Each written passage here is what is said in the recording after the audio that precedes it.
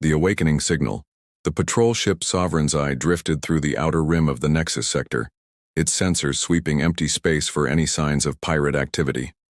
Lieutenant Korvax adjusted his forearms across the control panels, his crystalline eyes reflecting the starlight. 20,000 years of peace had made these patrols routine, almost boring. The galactic hegemony controlled everything now, from the core worlds to the furthest reaches of known space. Every species had its place, its purpose, its carefully designated role in the grand order. Then his sensors screamed. A massive signature appeared from nowhere, as if space itself had torn open to reveal what lay hidden beneath. The vessel that emerged defied every known classification in the hegemony's extensive database. Its hull was darker than the void between stars, absorbing light rather than reflecting it. Strange geometries twisted along its surface, angles that hurt to look at directly. And across its bow, written in a script that hadn't been seen for 20 millennia, was a single word: Eternal Vigil. Korvax felt his secondary heart skip. Every academy taught the same history. Humanity had destroyed itself in nuclear fire and biological plague. Their homeworld was a dead rock, their colonies silent tombs. They were a cautionary tale, a reminder of what happened when a species refused to accept its place in the galactic hierarchy. But here was proof that history had lied. Inside the ghost ship, Captain Vera Blackstone opened her eyes for the first time in 20,000 years. The stasis pod hissed as it released her, flooding her lungs with recycled air that tasted of metal and time. Her muscles ached with the phantom pain of centuries, but her mind was sharp, cleared by the neural preservers that had kept her consciousness intact during the long sleep. She remembered everything. The decision, the vote, the sacrifice. She stood slowly, her bare feet touching the cold deck plating. Around her, the ship hummed with barely contained power. The fusion cores had been running on minimal output, just enough to maintain life support in the cloaking fields. But now they were warming up, preparing for what came next.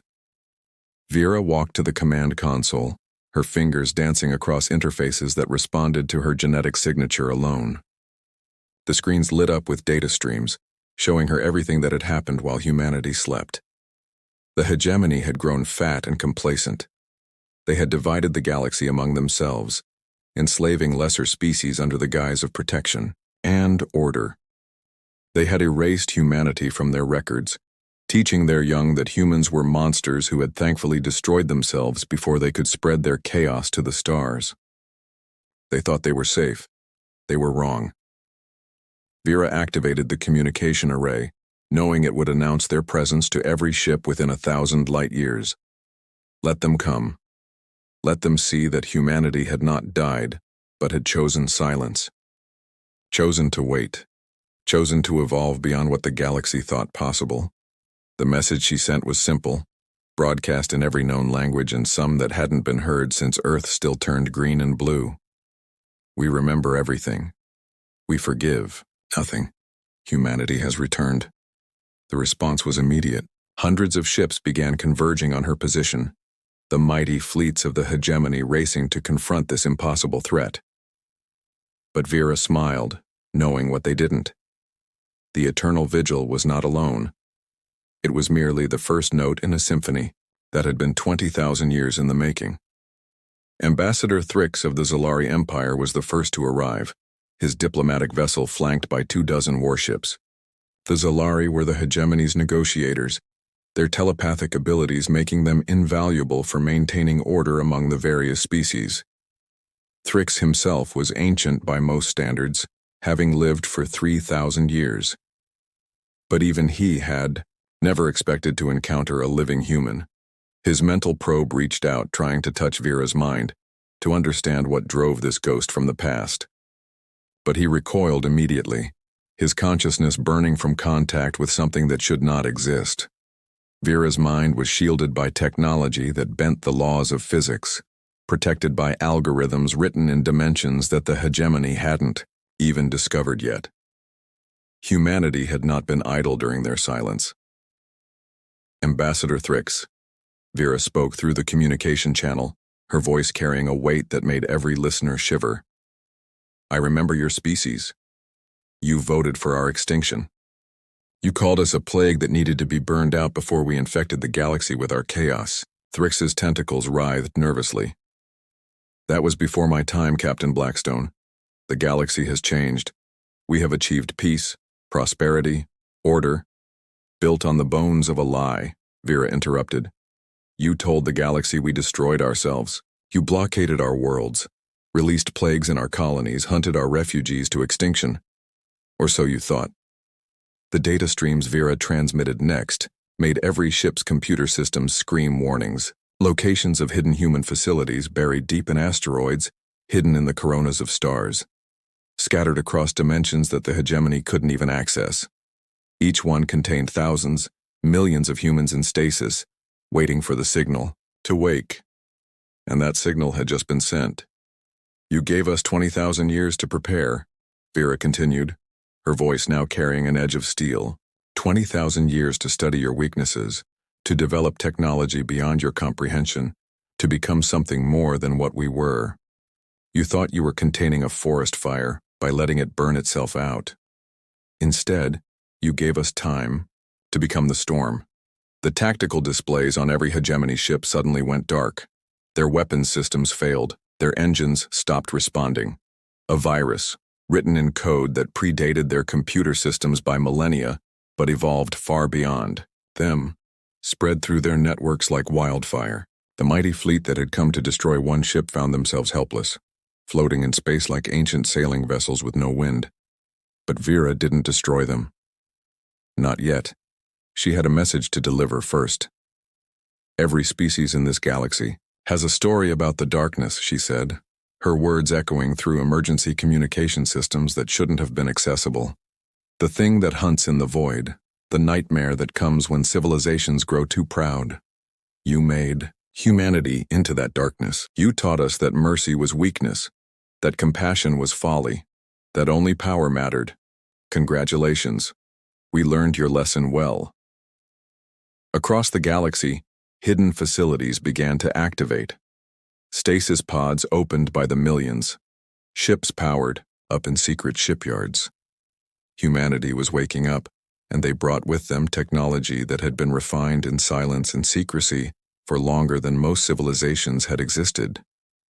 They had studied every weakness, cataloged every failure, prepared for every contingency. The hegemony had ruled through fear and control, believing that order could only come from dominance. They were about to learn that chaos properly directed was far more powerful than any order they could impose. Humanity hadn't just survived their attempted genocide. They had used it as motivation to become something unprecedented in galactic history. A species that chose its own extinction only to resurrect itself as something far more dangerous than before. The reckoning dawned. The Hegemony Council convened an emergency session for the first time in 8,000 years. Representatives from 47 species gathered in the Great Chamber at the heart of Station Prime, their forms a testament to the diversity of life that had flourished under hegemony rule, or been subjugated by it depending on perspective. High Chancellor Zorek, a being of pure energy contained within a crystalline matrix, pulsed with agitation as reports flooded in from across the galaxy. Human ships were emerging everywhere, not attacking, not yet, but simply appearing. They decloaked near trade routes in the middle of military installations, even in the sacred spaces that the hegemony had declared off-limits to all technology. Each ship broadcast the same message, on repeat. We remember everything. We forgive nothing. Choose your next actions carefully. Vera Blackstone stood in the center of the council chamber, having been granted safe passage under ancient diplomatic protocols that even the hegemony couldn't violate without losing all pretense of legitimacy. She was not alone. Beside her stood Commander Marcus Chen, recently awakened from his own long sleep. Where Vera was ice and precision, Marcus was fire and passion, his eyes burning with 20,000 years of suppressed rage. You want to negotiate? Zorek's synthetic voice echoed through the chamber. After your dramatic return, your threats, your display of power, you come here to talk? We come here to give you a choice, Vera replied calmly. The same choice you never gave us: surrender or survive. The council erupted in outrage. Species that had ruled for millennia, that had built their entire civilizations on the assumption of hegemony supremacy, could not accept such terms from a species they had written off as extinct. But their protests died quickly when Marcus activated a small device on his belt. Every weapon in the chamber, from the guards' plasma rifles to the automated defense systems, simply disappeared. Not destroyed, not disabled, but translocated to a dimension slightly out of phase with reality. The technology was so advanced that the hegemony scientists couldn't even understand the energy readings, let alone counter it. You taught us that. Might makes right, Marcus said, his voice carrying the weight of generations of human suffering.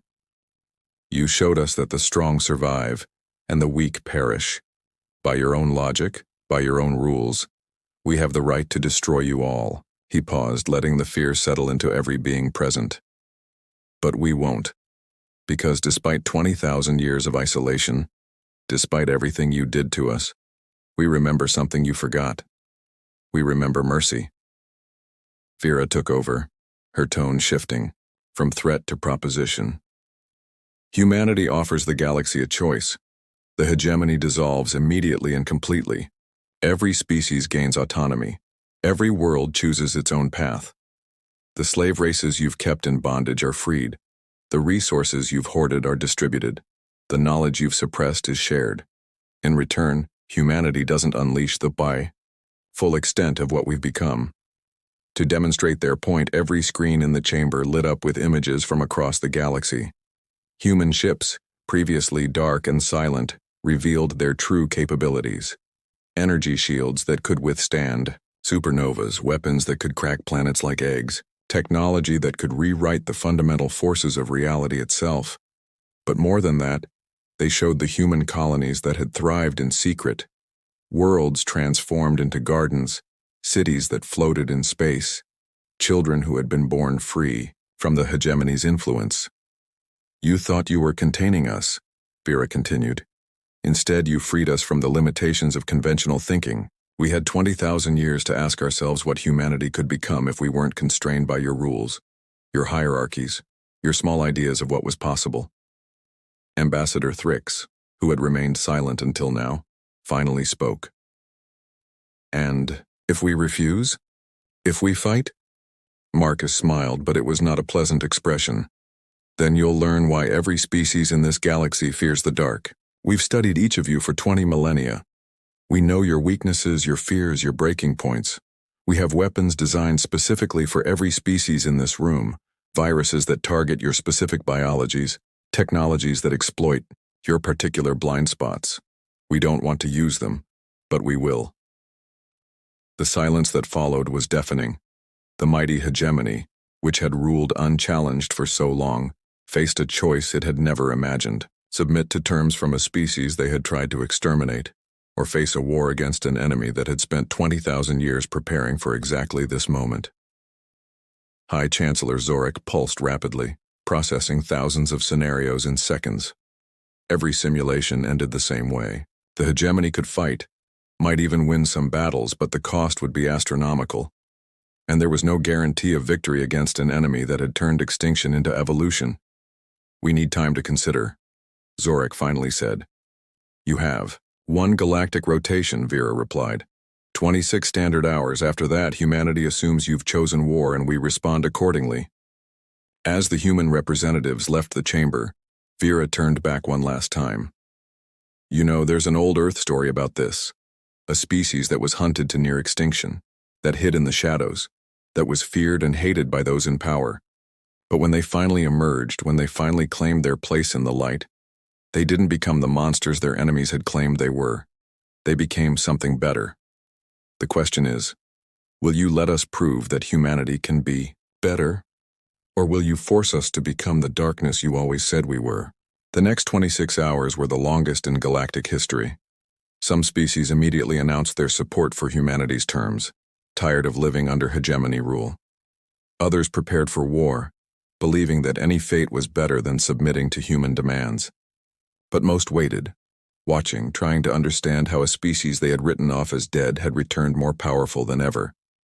In hidden bunkers and secret facilities across the galaxy, humans waited too. Families that had been in stasis for generations woke to a universe on the brink of transformation. Children who had never known anything but the inside of a survival pod looked up at stars they could finally claim as their own. Veterans of wars that predated recorded history checked weapons they hoped they wouldn't have to use. Marcus stood on the bridge of the dreadnought Phoenix Rising, watching the countdown timer. Around him, a crew that had trained in simulation, for thousands of years prepared for a reality they had hoped to avoid. "Do you think they'll choose peace?" his executive officer asked. "I hope so," Marcus replied. "But hope isn't a strategy. Be ready for anything." Vera remained on Station Prime, surrounded by hegemony guards who knew their weapons were useless against her shields.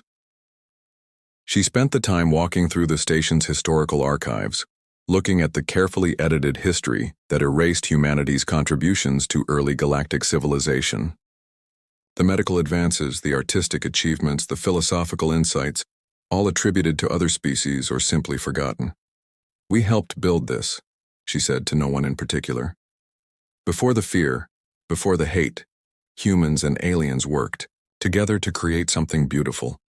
We can do it again if you let us." As the deadline approached, ships from across the galaxy converged on Station Prime. Not just hegemony vessels, but independent traders, refugee fleets, species that had been considered too primitive for inclusion in the galactic order. They all wanted to witness this moment, to see whether the galaxy would choose transformation or destruction. With 1 hour remaining, High Chancellor Zorik requested a private meeting with Vera. In a small chamber away from the crowds and cameras, the energy being pulsed with something that might have been regret. "We were afraid," Zorik admitted. "Humanity grew too fast, adapted too quickly. You were unpredictable, chaotic. We thought controlling you was impossible, so we chose elimination instead. And in doing so, you created the very thing you feared," Vera replied. "A humanity with nothing to lose and everything to prove. Can you truly forgive? Can your species move past what we did?" Vera was quiet for a long moment. "Forgiveness isn't forgetting. We'll always remember what you tried to do to us. But we also remember what we were before. Explorers, builders, dreamers. We want to be that again. The question is whether you'll let us, or whether fear will drive you to make the same mistake twice." The hour passed. The galaxy held its breath. Zorik appeared before the council, its form brighter than ever before. "The Hegemony Council has reached a decision. We accept humanity's terms." The relief that swept through the galaxy was palpable. Ships powered down weapons. Soldiers stood down from battle stations. For the first time in 20,000 years, humans and aliens faced each other not as enemies but as potential partners in whatever came next. But Vera had one more surprise. "There's something else. During our isolation, we didn't just develop weapons. We developed cures for diseases that plague your worlds, technologies that could terraform dead planets, methods of faster-than-light travel that could unite the galaxy in ways you never imagined. We offer all of this freely, to every species, as proof that humanity returns not as conquerors but as citizens of a galaxy we all share." The transformation didn't happen overnight. There were those on both sides who couldn't let go of old hatreds, old fears. But slowly, carefully, humanity reintegrated into galactic society, not as subjects of the hegemony, but as equals in a new confederation where every species had a voice. 20,000 years of silence had ended. And in that ending, a new beginning was born. The galaxy had learned a valuable lesson. Sometimes the greatest strength comes not from dominance but from the courage to choose cooperation over conflict, understanding over fear, and hope over hate. Humanity had returned, not as the monsters the hegemony had feared, but as the catalyst for a change the galaxy desperately needed.